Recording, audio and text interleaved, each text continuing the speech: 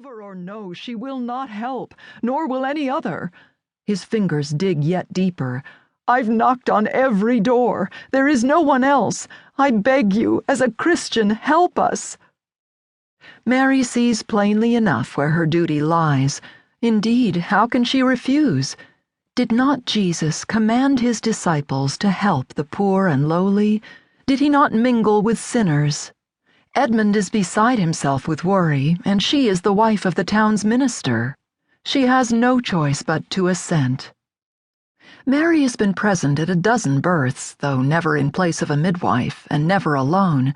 The prospect frightens her, not only because of the risk to her soul, but because the girl is young and may not be well formed enough to safely deliver a child. Mary has no birthing stool or linens with which to practice a proper midwife's art. Yet Edmund is in such a state that she cannot delay any longer with talk of flux and fevers. She hurries into the house, empties the eggs from her pocket, and stuffs it with scissors and thread and what rags she can quickly find. She briefly considers taking her eldest daughter with her. Marie is dutiful and steadfast and could provide an extra pair of hands. Yet she is so young, only a few months past her 6th birthday. Mary does not want her badly affected if things do not go well.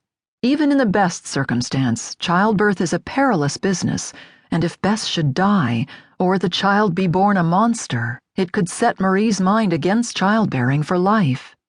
She instructs Rebecca, the servant girl, to keep a close eye on Marie and little Sarah, who is still so young she could easily toddle into the fire or drown in a puddle. She knows her son, Joss, will be tending the flax field with Joseph this morning. Her glance falls on the eggs she placed on the shelf, and, at the last moment, she ties them up in a napkin to carry with her. She and Edmund say little as they hasten over the hill to his farm. Neither has much breath to speak. Though it is just past dawn, the sun already pours down so fiercely that Mary has to wipe her face with her apron many times. There is no breeze. The heavy air reeks with the stink of pig offal and swamp water. The branches of the great chestnut tree by the meeting house droop while its leaves curl and wilt. They look gray in the light. Even the birds are still, as if they too sense the evils of the day. As they approach, Mary can hear Bess moaning. It is not a house, but a hovel, so rudely built that few men in Lancaster would see fit to house their oxen there.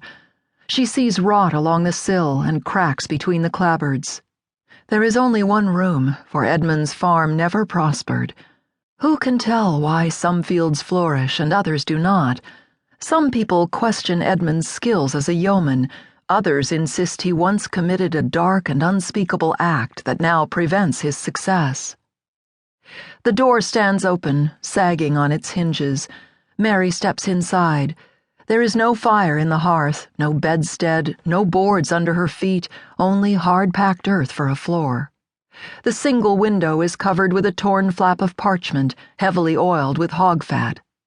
Bess is hunched on a pallet of blankets, her skirts hiked up and her fists jammed into her thighs. With every moan, she tosses her head and rocks back on her heels. Mary hesitates, shocked at how young the girl looks. Her bones have only recently knit into the shape of a woman. Beneath the grime-streaked face, her features are soft, almost delicate. How old is she? 14? 15? Her brother, John, sits beside her on a low stool, but he offers her no comfort, merely sits with his hands dangling between his legs. He deliberately avoids looking at her, but gazes up at the smoke-blackened rafters. Mary takes in the slump of his thin shoulders, the restless tapping of his feet, and is reminded of her favorite brother.